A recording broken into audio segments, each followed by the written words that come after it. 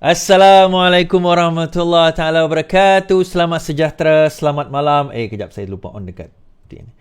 Assalamualaikum warahmatullahi taala wabarakatuh. Selamat sejahtera, selamat malam. Salam reformasi, salam perjuangan saya ucapkan kepada rakan-rakan sahabat Taulan yang sekarang ini menonton saya di YouTube, Facebook, di TikTok dan juga mendengar saya di Twitter Space. Terima kasih kerana terus bersama dengan saya pada malam ini. Alhamdulillah, seperti yang saudara lihat, saya memakai baju ini. Yes.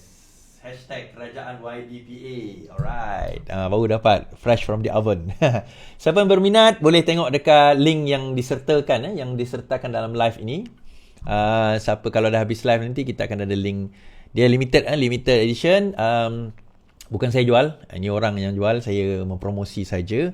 Dia ada link dekat bawah tu. Jangan kata cantik saja. Boleh beli. Kita boleh gunakan pada 19 hari bulan ini. Siapa yang berminat.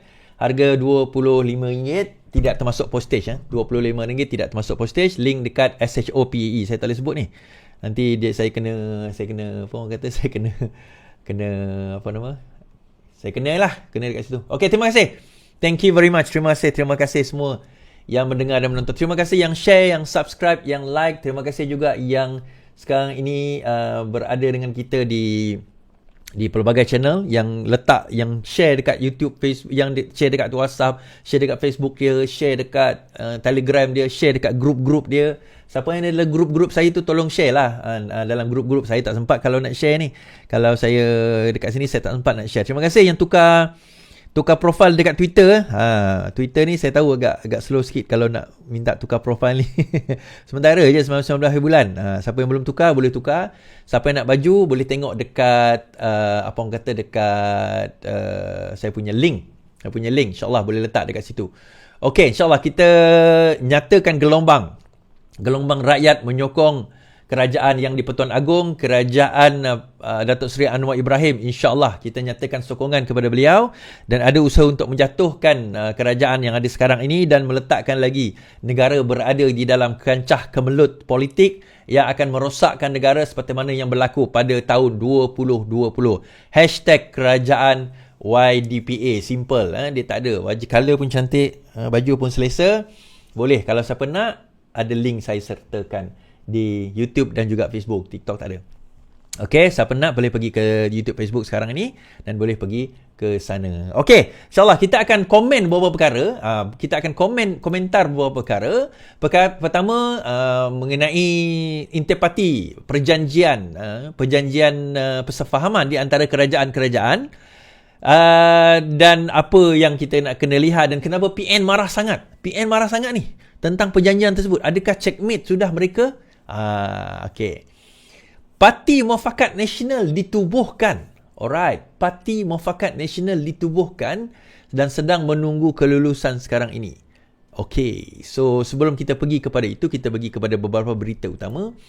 Pertama sekali, kita ucapkan takziah dan juga condolences kepada mangsa di apa orang kata, di Batang Kali sekarang ini yang menghadapi tanah runtuh, yang melibatkan mangsa-mangsa. Sekejap, saya cari berita dulu.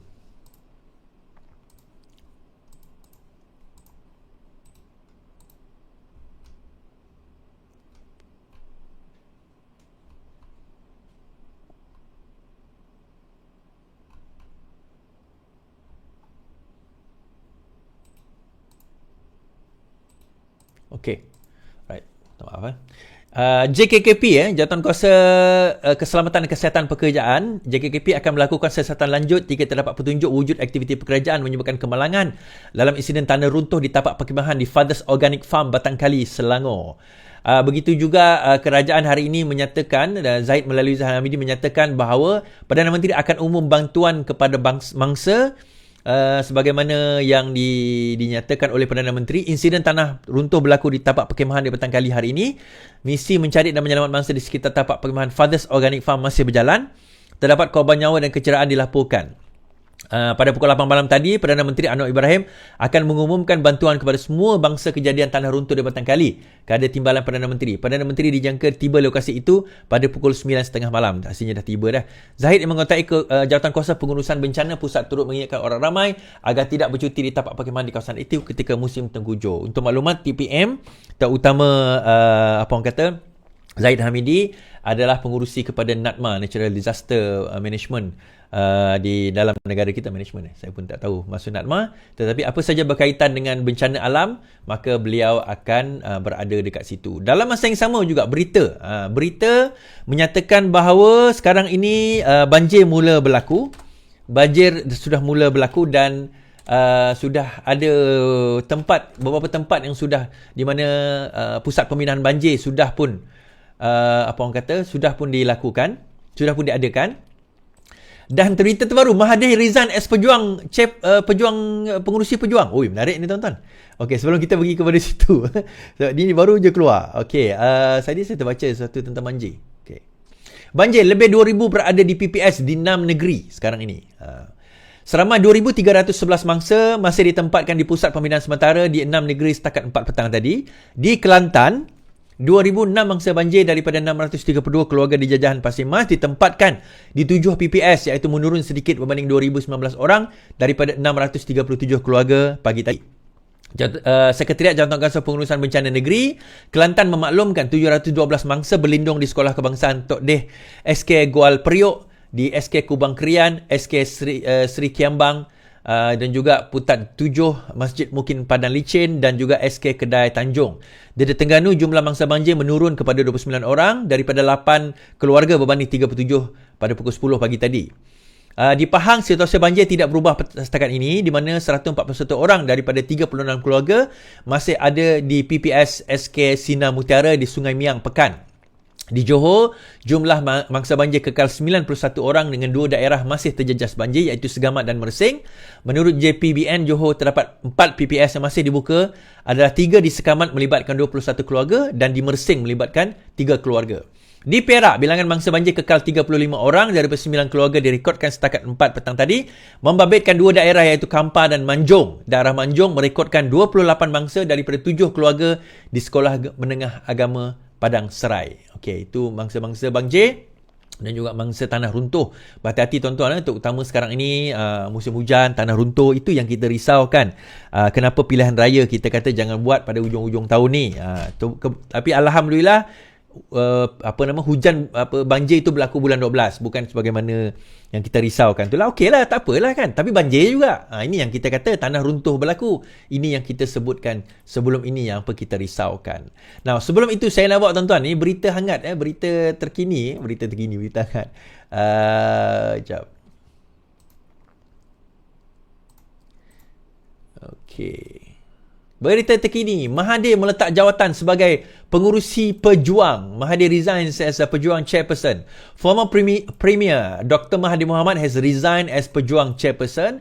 Road safety activist Lando Zawi, who was a pejuang candidate in Tanjung Garang during the 15th election, confirmed the matter. True, he told us Wednesday, he said. When asked for the reason behind the 97-year-old veteran politician's resignation, Lando told Malaysia Kini he was not aware of the factors behind the move. We did not ask that, we respect his decision. This came after Pejuang fielded 67 candidates for parliament seats in GE15 and lost all of its deposit. Kalah semua dan hilang semua deposit. 67 calon, 67 semua hilang deposit. Bukan setakat kalah tuan-tuan, dengan deposit hilang. Among them were Mahathir and his son Mukhris. Just 4 years ago, they were the Prime Minister and Kedah Menteri Besar respectively. The country's longest serving premier suffered a crushing defeat in Langkawi, where he finished 4th in the 5th corner fight. Dia menduduki tempat keempat daripada 5 orang yang bertanding, dan juga Mahathir serta Mukhris telah hilang deposit. Jadi Regi, dia sebut Regi sekarang ni kan. So nampaknya pejuang pun memang kalah teruk dekat situ, dan juga pengurusi dia pun sudah meletak jawatan. So dia mau ni join Mufakat Nasional ke? Demam lah kalau aku join Mufakat Nasional kan. Okay, again saya kata baju ini ada di ruangan komen. Saya sudah pin di YouTube dan juga Facebook. Twitter tak ada lah, TikTok pun tak ada. Siapa yang berminat boleh letak tengok dekat ruangan komen. Nanti saya akan bagi nombor telefon di ujung dia. Cuma untuk TikTok tak boleh lah, saya kena tutup. Okay, so now kita pergi kepada crux of the matter. Cerita yang menarik hari ni berkenaan dengan perjanjian permufakatan. Perjanjian persefahaman di antara 4 parti. Sebelum itu saya nak komen, apakah benda ini boleh dicabar di mahkamah? Sebelum itu saya ada satu berita menyatakan bahawa 4 adun gagal cabar undang-undang lompat parti. Okey. Mahkamah Persekutuan di Putrajaya hari ini menolak permohonan 4 ahli Dewan Undangan Negeri Pulau Pinang untuk mendapatkan kebenaran bagi mencabar Dewan Undangan Negeri itu daripada meluluskan usul undang-undang lompat parti. Ketua Hakim Negara Tun Tengku Maimun Tun Mat membuat keputusan itu setelah mendengar hujahan daripada Peguam Datuk D.P. Naban yang mewakili 4 adun itu dan Datuk Malid Imtas Sarwar yang mewakili kerajaan negeri. Ketua Hakim itu berkata pada Ogos lepas, satu lagi panel Mahkamah Persekutuan telah memutuskan bahawa DUN berhak mengubah undang-undang bagi menentukan kelayakan ahli-ahlinya. Mahkamah tidak membuat sebarang perintah untuk kos. Dalam keputusan itu yang berlangsung secara dalam talian, Mahkamah memutuskan perkara 14A Perlembagaan Pulau Pinang yang tidak terbatal kerana ia selaras dengan perkara 10(1)C Perlembagaan Persekutuan. Perkara 14A Perlembagaan Negeri Pulau Pinang menyatakan bahawa seorang adun hendaklah mengusungkan kerusinya jika telah dipilih sebagai calon parti politik, beliau meletak jawatan atau dipecat daripada parti, atau telah dipilih selain daripada calon parti politik menyertai parti politik lain. Pada 13 April lepas, Pesuruhjaya Kehakiman Mahkamah Tinggi Pulau Pinang Azizan Mal Arsyad membenarkan permohonan DUN Pulau Pinang dan Speakernya Datuk Lau Chokiang untuk merujuk ke Mahkamah Persekutuan bagi memutuskan perlembagaan enakmen undang-undang anti lompat parti negeri itu. DUN dan Speakernya mahu Mahkamah membuat keputusan berhubung persoalan sama ada perkara 14A Perlembagaan Pulau Pinang adalah tidak sah kerana tidak konsisten dengan perkara 10(1)C Perlembagaan Persekutuan. 4 DUN ialah Zulkifli Ahmad, Sungai Aceh, Afif Bahardin, Seberang Jaya, Khalid Mentab Muhammad Ishak, Bertam dan juga Zulkifli Muhammad Lazim, Teluk Bahang telah memfailkan 3 writ saman pada 2020 terhadap DUN dan Speakernya untuk pencabar usul yang diperkenalkan pada Oktober 2020 supaya mereka mengusulkan kerusi dan pilihan raya kecil akan diadakan. Now, this is interesting, tuan-tuan. Yang pertama sekali menunjukkan bahawa sekarang ini keempat-empat mereka disebabkan mereka telah terutama Afif lah yang telah melompat parti, saya tak tahu yang 3 yang lain, telah hilang kedudukan mereka, dia sebagai seorang ahli Dewan Undangan Negeri Pulau Pinang. Dan kegagalan itu telah mencekmitkan beliau lah, dan akhirnya beliau telah termaktub lah, telah jelas bahawa sebenarnya beliau telah hilang jawatan dan perkara lompat parti, anti lompat parti, terutama undang-undang yang dibuat oleh kerajaan negeri itu tidak boleh dicabar. Okey. Ini dia mencabar artikel 10 artikel 10 fasal 1 sub C bahawa semua warga negara berhak untuk membentuk persatuan. Tetapi perkara ini kemudian dimansuhkan tetapi telah digubal. Subjek tu perkara 49A huruf besar, di mana dalam 49A menyatakan bahawa seseorang itu boleh hilang kelayakan sekiranya beliau melompat parti. Ini adalah anti lompat parti berdasarkan sebagaimana yang dinyatakan diluluskan oleh Dewan Negara hari itu lah, Dewan Rakyat hari itu, Dewan Rakyat tempoh hari. Now, kenapa perkara ini penting? Ini saya cerita. Tadi saya baca berita ni sebab ulasan pula. Perkara ini penting, tuan-tuan. Dia putting the final nail to the coffin lah, kita kata, ataupun the final knot to the, ada ke pepatah tu? telah membuat satu ikatan terakhir kepada persoalan number 1. Adakah undang-undang anti lompat parti itu sah? Kedua, bolehkah kerajaan negeri melaksanakan undang-undang anti lompat parti untuk Dewan Undangan Negeri, ahli Dewan Undangan Negeri? Kerana sebelum ini, sebagaimana kelulusan di dalam parlimen, undang-undang itu adalah untuk ahli parlimen sahaja.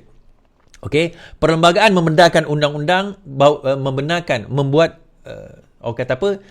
Dewan Rakyat meluluskan satu undang-undang, satu pindaan perlembagaan di mana tidak boleh lompat parti. Okey, walaupun undang-undang belum ada lagi, tetapi tidak boleh lompat parti. Sebelum ini Pulau Pinang dah ada Akta anti lompat parti Dewan Undangan Negeri ni dah ada. Dalam perlembagaan dia pun dah ada. Cuma tidak boleh dilaksanakan kerana bercanggah dengan perlembagaan persekutuan. So Pulau Pinang antara yang awal ada akta tersebut. Tapi bercanggah dengan perlembagaan persekutuan, jadi tak boleh dilaksanakan. Sekarang ini bila amendment kepada perlembagaan itu amendment kepada perlembagaan telah dilaksanakan, telah diluluskan, maka disebabkan oleh itu undang-undang ataupun perlembagaan Dewan Undangan Negeri Pulau Pinang itu sah. Now, dicabar oleh 4 orang ahli Dewan Undangan Negeri di Mahkamah Persekutuan, mahkamah paling tinggi di dalam negara kita. So, bila dicabar, kemudian diputuskan bahawa akta tersebut sah, perlembagaan Pulau Pinang tersebut sah mengenai akta lompat parti, maka itu seals the deal. Kita ada undang-undang, kita ada keputusan mahkamah. So, daripada situ, secara tuntasnya, akta anti lompat parti itu tidak boleh dicabar sekali lagi. Kenapa perkara ini sangat penting? Sebab saya nak bawa kepada perjanjian yang dimeterai pada hari ini. Sebelum itu saya nak cerita bahawa keluarga Altantuya telah menang saman terhadap kerajaan Malaysia dan mendapat pampasan sebanyak 5 juta di atas kematian anak beliau. Takziah kita ucapkan kepada mendiang keluarga mendiang Altantuya Syaribu. Okay, habis cerita situ. Now, kita tengok perjanjian hari ini. Sebelum itu saya bawa kepada tuan-tuan berkenaan dengan apa yang disebut tentang perjanjian pada hari ini. Secara umumnya, perjanjian persefahaman ahli parlimen tolak usul kerajaan dianggap letak jawatan. Ada beberapa perkara yang disebut di dalam perjanjian ini hari ini. Yang pertama adalah mereka secara kolektifnya, secara en bloknya, bahawa parti-parti ini akan menyokong Datuk Seri Anwar Ibrahim sebagai Perdana Menteri melalui undi percaya. Siapa parti-parti itu? Of course, Pakatan Harapan, Barisan Nasional, GPS, Warisan dan juga GRS. Termasuk juga di dalam itu KDK, nama satu parti kat Sabah tu, dan juga PBM melalui Larry, sebab Larry menang satu kerusi je. So daripada situ kita kata bahawa sekarang ini daripada jumlah kerusi sudah lebih 112. Now ada penganalisa kata gitu, boleh tak dia dapat 140 lebih? Bukan dia cakap pada saya lah. Maksudnya, mampukah Anwar mendapat 2/3? Now, 2/3 ni tak mustahil, tapi tak kata dia satu benda yang mudah lah. Kita tak tahu sehinggalah pada hari undi percaya itu berlaku. So, daripada jumlah ini, daripada ini, kita kata bahawa minimum 112 tu requirement sudah ada kalau kita buat kiraan secara en block.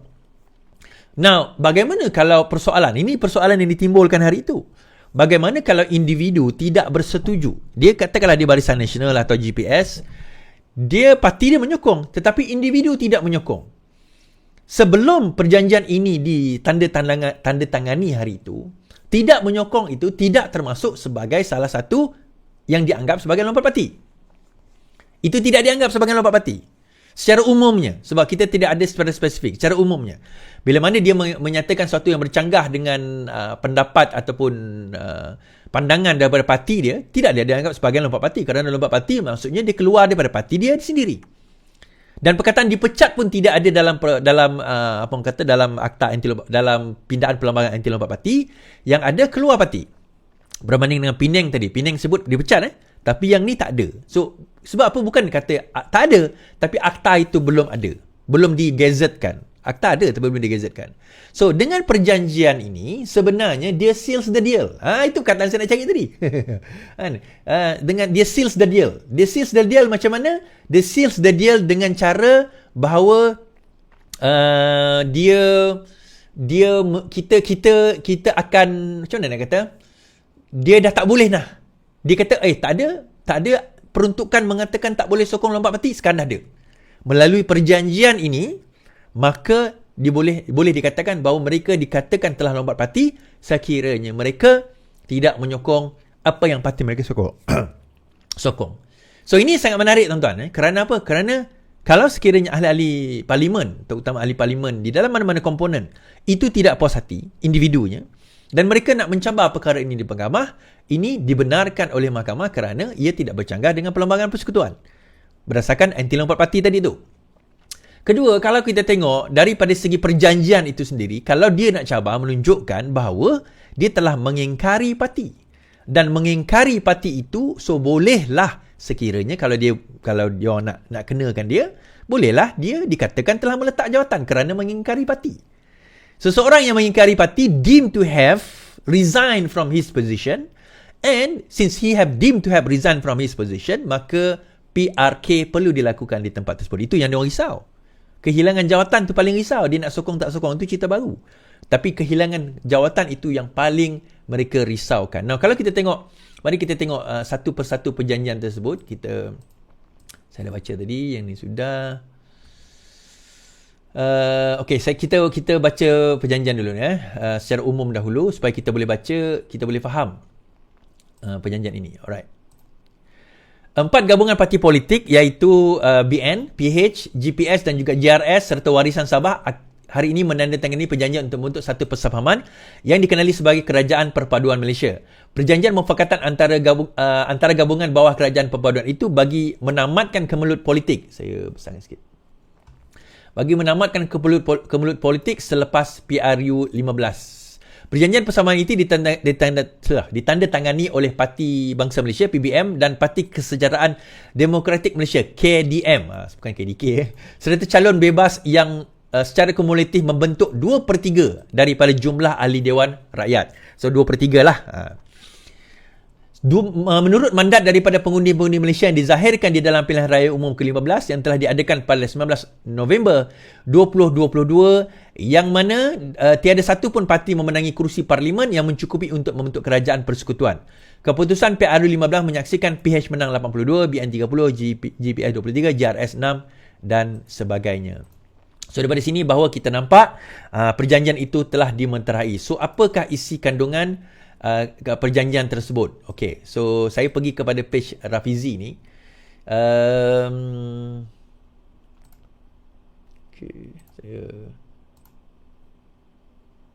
Saya tahu tuan-tuan boleh nampak atau tidak page ini.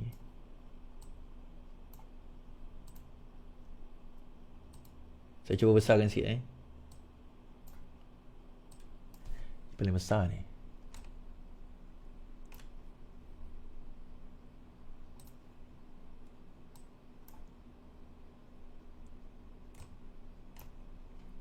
Ya tuan-tuan saya cuba nak besarkan supaya tuan-tuan boleh nampak. Tak boleh juga.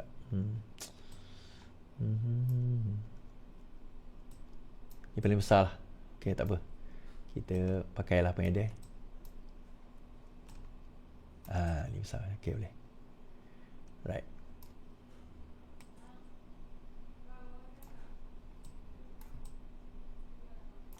Supaya tampak baca. Kalau tak, susah nak baca. Okay. Perjanjian itu adalah sebagaimana yang ni tanda tangan. Saya buka ni dulu Okey, saya baca. Perjanjian persefahaman kerjasama untuk membentuk kerajaan gabungan yang dikenali sebagai Kerajaan Perpaduan Malaysia. Okey, Kerajaan Perpaduan Malaysia. Sekejap. Keluar tadi. Kerajaan Perpaduan Malaysia.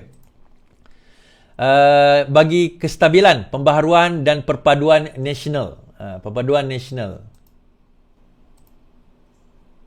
Tak ada suara. Sekejap. Hello? Kerajaan gabungan. Okay, ada. Kerajaan Malaysia. Alright.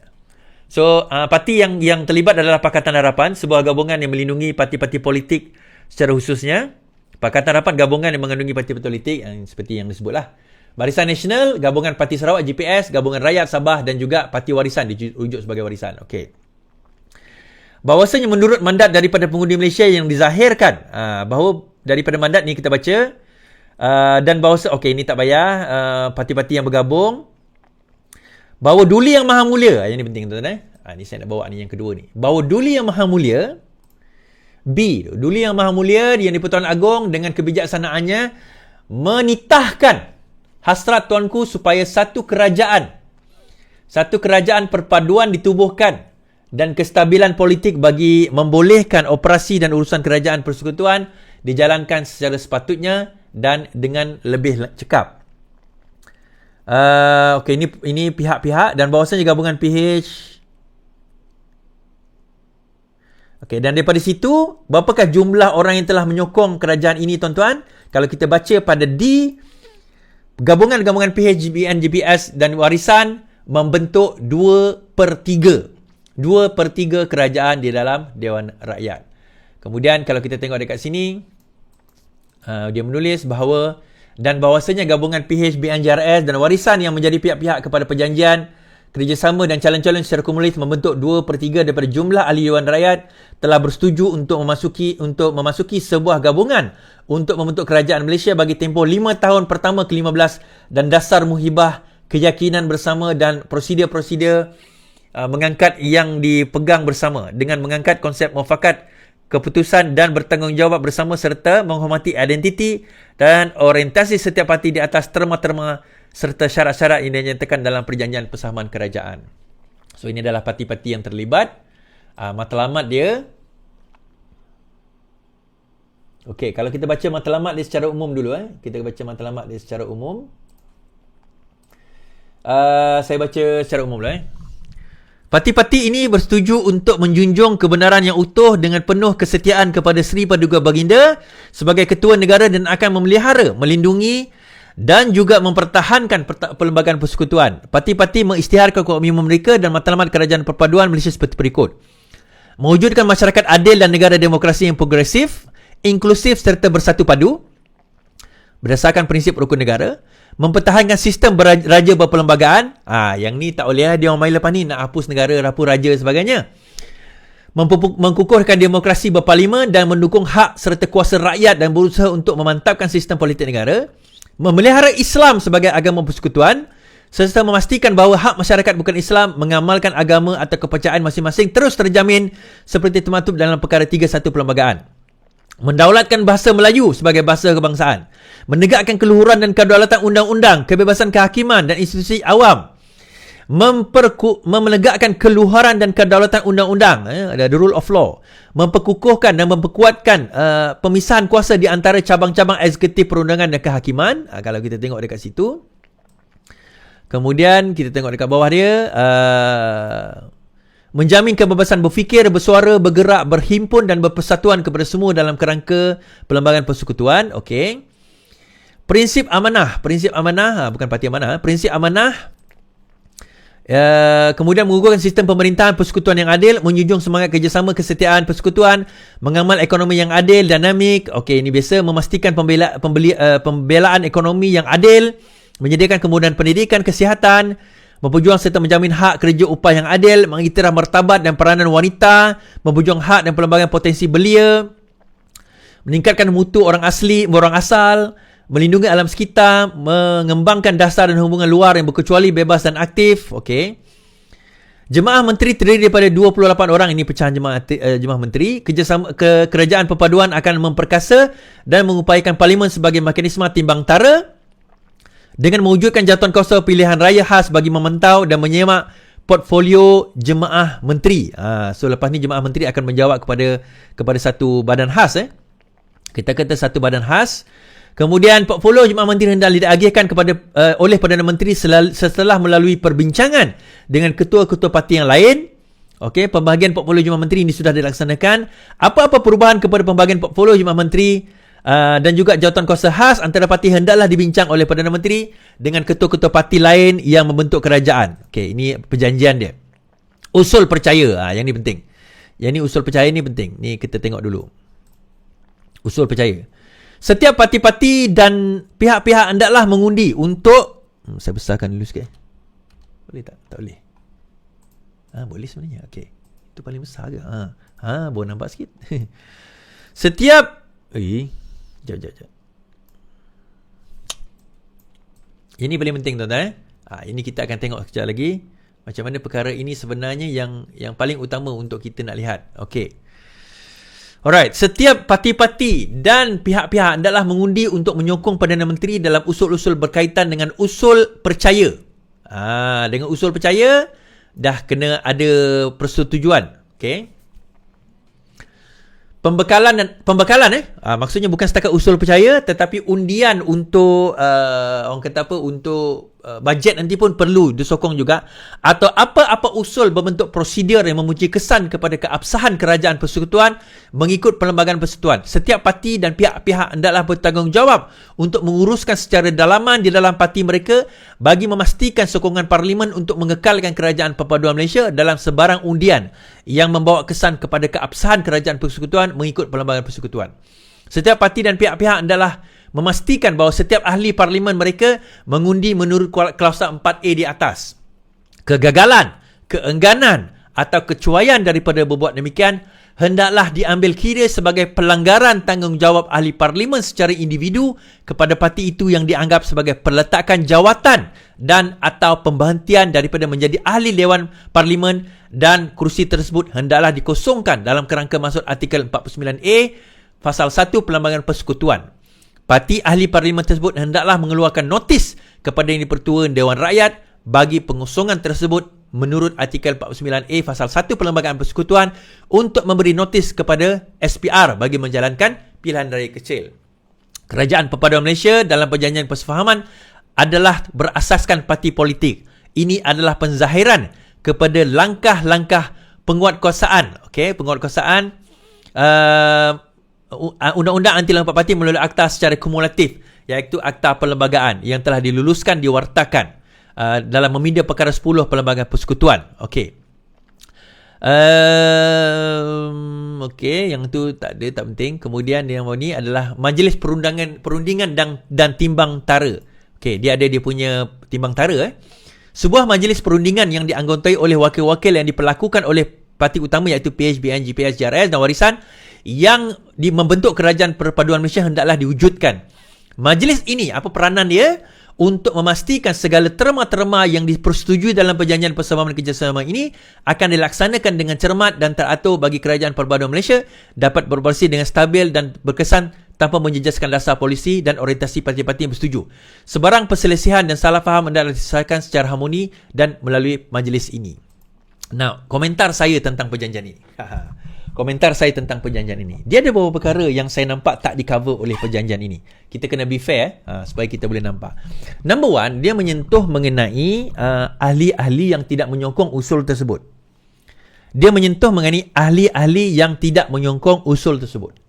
Kalau ahli di dalam parti yang menyokong usul tersebut tidak menyokong usul undi percaya ataupun mana-mana usul atau pembekalan, maka dikira telah lompat parti atau dikira telah hilang kelayakan tersebut. Dia beberapa perkara. Bagaimana kalau mereka tidak menyokong tetapi mereka berkecuali? Ini persoalan, jangan salahkan saya. Ini soalan yang saya bawakan. Dia tidak dikatakan tidak menyokong tetapi dia berkecuali daripada menyokong. So, adakah itu dikira sebagai tidak menyokong? Adakah itu dikira sebagai telah meletak jawatan? Sebab the very essence of demokrasi membenarkan bahawa ahli Dewan Rakyat itu menentukan keputusan mereka secara individu. Itulah asas kepada demokrasi. Asas kepada demokrasi. Saya faham kenapa ada akta anti lompat parti. Cuma ini persoalan-persoalan yang akan ditimbulkan di kemudian hari. Kalau saya tak timbulkan pun orang lain akan timbulkan.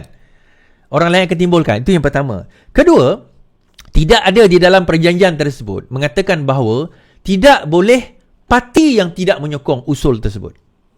Nah, persoalan dia, bagaimana kalau parti tidak menyokong usul tersebut? Apa repercussion ataupun kesan daripada perjanjian tersebut? Biasanya dalam perjanjian kita ada perjanjian, kita ada terma dan kita ada kesan kepada pelanggaran terma. Individu yang melanggar terma tersebut di dalam parti, okey, itu tidak masalah. Bagaimana kalau parti yang tidak menyokong usul-usul tersebut? Itu timbul satu persoalan.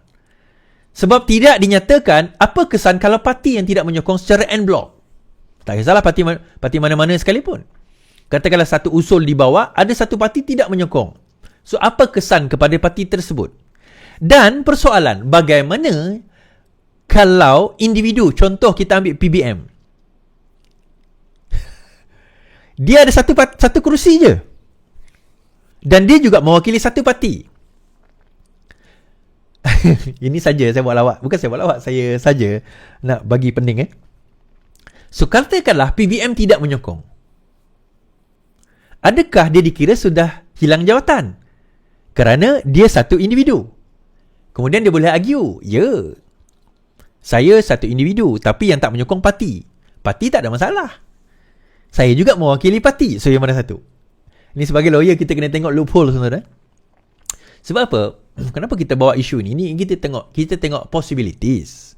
Kita tengok sebagai orang yang melihat, kita tengok loopholes lah. Kan? So kalau parti tidak menyokong, apa repercussion? Apa kesan akibat? Apa kesan akibat? Jadi akhirnya kalau parti tidak menyokong,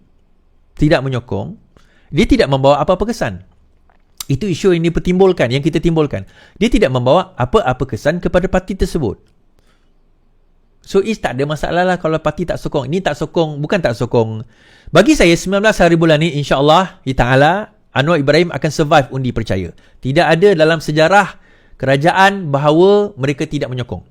Tidak ada dalam sejarah bahawa Perdana Menteri berani untuk mengatakan undi usul percaya. Anwar Ibrahim berani. Okay, dia buat perjanjian ini dan parti-parti ini insyaAllah 19 hari bulan ini akan menyokong. Walaupun ada gerakan lah nak desak dan sebagainya, itu semua suara-suara kecil. 2/3 insyaAllah akan menyokong Perdana Menteri pada 19 hari bulan ini. Kita bawa kepada usul-usul yang kemudiannya dalam perjanjian tersebut. So, bolehkah satu parti tidak bersetuju dengan apa-apa usul yang dikemukakan kemudian? Bolehkah satu parti berkecuali daripada menyokong? Dia tidak membangkang, tapi berkecuali daripada menyokong. Dan berkecuali daripada menyokong itu juga dianggap boleh dikatakan sebagai tidak menyokong. Tapi dia kata tak menyokong. Saya bagi contoh. GPS pernah berkecuali daripada membuat pindaan kepada perlembagaan perkara 1-2 di dalam perlembagaan persekutuan untuk mengangkat title Sabah Sarawak daripada negeri kepada wilayah. Pernah berlaku. Dan mereka bukan tidak menyokong, tetapi mereka berkecuali daripada menyokong usul tersebut untuk nak dikemukakan, nak diadakan, nak dibentangkan. Menyebabkan pada waktu itu usul tersebut tidak berjaya diluluskan kerana tidak mendapat persetujuan 2/3. Beza 2/3 dengan majoriti, sebarang usul melibatkan undang-undang hanya perlu simple majority kepada orang yang hadir di dalam dewan tersebut. Bukan simple majority ahli Dewan Undangan Negeri pun yang hadir di dalam dewan. Tetapi untuk perlembagaan persekutuan, sebarang perubahan kepada perlembagaan persekutuan memerlukan 2/3 persetujuan daripada seluruh ahli Dewan Rakyat. Sama ada hadir ataupun tidak. Kalau dia tak hadir tu, kira dia tak bersetuju lah. Dia macam tu, beza. Jadi dalam hal tersebut, GPS tidak menyokong. So benda ini tidak diadres di dalam perjanjian ni. Kalau parti tu tak sokong macam mana? Dikata ada timbang tara. Okey lah. Tak apa, sebenarnya bagi saya, bukanlah kata tak penting, penting juga. Cuma dia masih ada loophole dekat situ lah. Loophole kat situ. Again, bila kita tengok daripada perspektif orang kata apa, demokrasi, benda ini sebenarnya agak infringing the very spirit of democratic society itu sendirilah bagi saya. Bagi saya dia agak menutup ataupun bukanlah menyekat, tapi dia mengecilkan ruang kepada demokrasi itu untuk berlaku. Di mana sekarang ini ahli-ahli di dalam parti tersebut kena bersetuju untuk menyokong mana-mana usul yang dibentangkan sehingga 5 tahun akan datang. So is that good or not? Dia ada pro dan con. Kalau kita nak berbahas secara akademik, dia ada pro dan con. Tetapi yang pro kita boleh kata dia mengekalkan kestabilan kerajaan kita. Sebab ini yang berlaku dalam kerajaan sebelum ini. Kerajaan gagal, Muhyiddin Yassin dan juga kerajaan Ismail Sabri. Di mana setiap kali pengundian hendak berlaku, dia cukup-cukup makan je. Kalau 112 diperlukan, dia hanya dapat 112, 113, 114. Terutama bila dia melibatkan bajet dan sebagainya. Kan dia itu yang kadang-kadang yang menyebabkan kerajaan yang ada itu dianggap tidak stabil. Dan kita kena ingat tuan-tuan, kerajaan Muhyiddin Yassin tu dianggap sebagai kerajaan apa? Kerajaan gagal. Ini yang kita selalu lupa. Kerajaan PAS adalah kerajaan gagal. Kerajaan Muhyiddin Yassin adalah kerajaan gagal. Kenapa kerajaan gagal, tuan-tuan? Ingat tuan-tuan. Tuan-tuan ingat tak bendera putih tu yang saya promotekan dulu tu? Masa bila? Masa kerajaan Muhyiddin Yassin. Itu kerajaan gagal yang kita dok promote dahulu. Itulah kerajaan gagalnya. Okey. Habis dekat situ. Jadi kita nampak bahawa itu antara loophole. Saya bahaskan benda ini bukan kata suka tak suka, setuju tak setuju. Itu benda lain. Itu persoalan lain. Sebab kita sebagai orang yang bijak, kita kena tengok daripada sudut perbahasan undang-undang dan juga kita kena tengok secara kritikal dalam apa-apa perkara. Kita taklah boleh ambil secara tuntas semua perkara kan. Itu perkara tersebut yang kita kena bahaskan. Okay.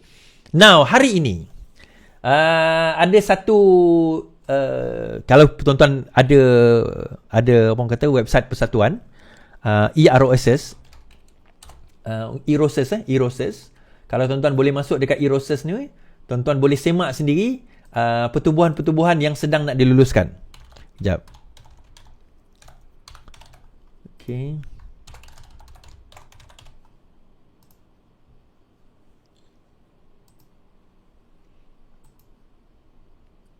Ada.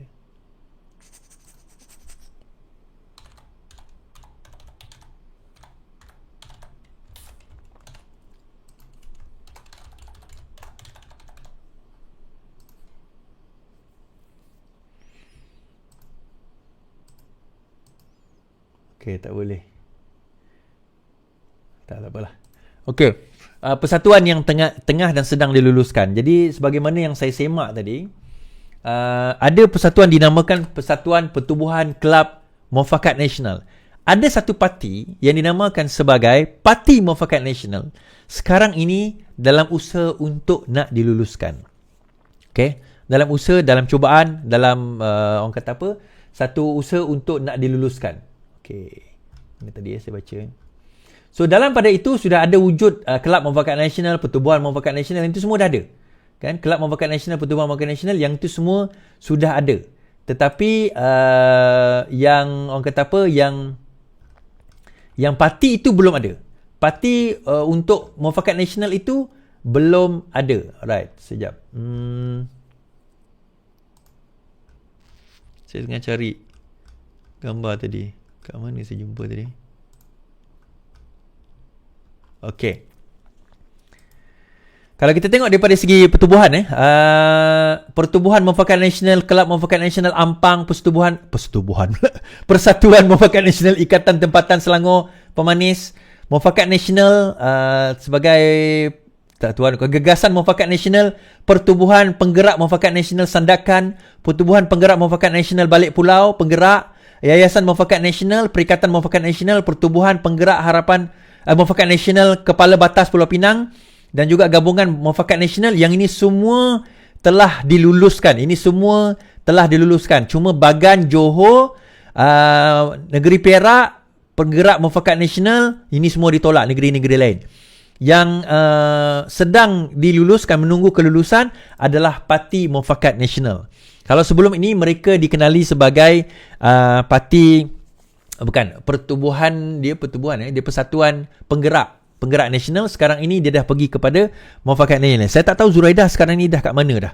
So saya dengar dia dah masuk Muafakat Nasional yang diterajui oleh Anwar Musa. Anwar Musa dah buat Muafakat Nasional ni, dia antara penggerak. So dia ada beberapa golongan yang menggerakkan Muafakat Nasional, termasuk di dalam PAS. Siapakah mereka yang di dalam PAS yang cuba untuk menggerak Muafakat Nasional? Ada pimpinan-pimpinan di dalam PAS sendiri yang nak menggerakkan Muafakat Nasional sekarang ini, yang nak bergabung dengan UMNO. So golongan ini pecah dua dalam PAS ni. Yang nak Muafakat Nasional, yang nak bersama dengan apa orang kata barisan UMNO. Yang nak bersama Muafakat Nasional satu hal, yang nak bersama dengan UMNO satu hal. Sebab dalam UMNO sendiri mereka dah menolak Muafakat Nasional. Mereka tak nak kerjasama dengan PAS. So sekarang ini penolakan itu sudah berlaku. So gabungan sekarang ini Muafakat Nasional telah keluar. Soalan saya nak bawa adalah, mereka nak bawa naratif apa? Dia nak bawa naratif apa? Perikatan Nasional, Muafakat Nasional, or whatever party you want to call this, dia nak bawa naratif apa? Di dalam kerajaan sekarang ini, perjanjian tadi sebagaimana kita baca, sah mengatakan bahawa ini adalah kerajaan yang mendukung prinsip rukun negara, mendukung Majlis Raja-Raja, kedaulatan Melayu, bahasa Melayu, agama Islam. Majoriti yang di dalam kerajaan ini adalah orang yang beragama Islam, 71%. DAP hanya ada 14% kerusi sahaja. Bukan kerusi, 14% pegangan sebagai menteri sahaja di dalam kerajaan ini. So daripada jumlah itu, menteri bukan timbalan menteri. Daripada jumlah itu kita dapati bahawa DAP tak berkuasa. Orang bukan Melayu Islam masih lagi memegang secara majoriti. Jadi tidak ada naratif yang mereka nak bawa. So bila Muafakat Nasional nak bawa Melayu Islam, PAS akan bawa Melayu Islam. Bersatu akan bawa Melayu Islam. Takkanlah PAS nak join Muafakat Nasional pula. UMNO bawa Melayu Islam. So akhirnya perjuangan mereka untuk apa sebenarnya? Perjuangan PAS untuk apa? PAS pergi sokong Muafakat Nasional. Bukan semua PAS Ada di antara pimpinan PAS sokong Muafakat Nasional. Ada di kalangan Perikatan Nasional tak sokong lah. PN tak sokong. Bukanlah tak sokong. Dia tak adalah menyokong tapi tak adalah menentang. So, perpecahan itu berlaku di kalangan mereka. Sedangkan di kalangan Pakatan Harapan solid. Di kalangan pimpinan Pakatan Harapan itu solid. Dan yang menariknya tuan-tuan, hari itu saya sebut dua perkara yang boleh menjatuhkan Perdana Negara Anwar Ibrahim. Pertama, 19 hari bulan. Yang itu kita dah settle dengan perjanjian dan sebagainya. Yang kedua adalah Perhimpunan Agung UMNO. Pemilihan parti UMNO. Yang menariknya, Anwar Musa adalah antara orang yang berpotensi melawan Zahid sebagai presiden di dalam Muafakat Nasional, di dalam UMNO, yang merupakan orang bukanlah suruhan, tetapi mereka yang di backup, yang didokong dan disokong oleh siapa tuan-tuan? Perikatan Nasional. Jadi daripada situ kalau kita lihat nanti jumlah yang akan menyokong, katakanlah Anwar Musa bertanding, berkemungkinan lebih besar daripada Zahid. Dia mainlah Zahid ni orang DAP, pro Anwar, apa orang kata banduan dan sebagainya, boleh menang. Tetapi Zahid buat langkah awal. Ni saya kata Zahid berani, I have to respect lah. Dia cantas awal. Sampai Anwar Musa kata, saya tak tahu apa kesalahan saya sampai saya kena buang parti. Ni bukan gantung tuan-tuan, ni buang. Anwar Musa Syahidan Kasim, saya dengan siap lah sebab dia bertanding parti lain. Okey lah, dia wajar kena buang. Dan Tajuddin Rahman. So, threat atau ancaman-ancaman kepada Zahid Hamidi sekarang ini sudah dibuang. So, ada beberapa lagi yang dikatakan mengancam Zahid Hamidi. Antaranya siapa? Syamuddin, Tun Hussein On, KJ. Now, kalau kita tengok KJ, bagi saya dah tak nampak taring KJ lah.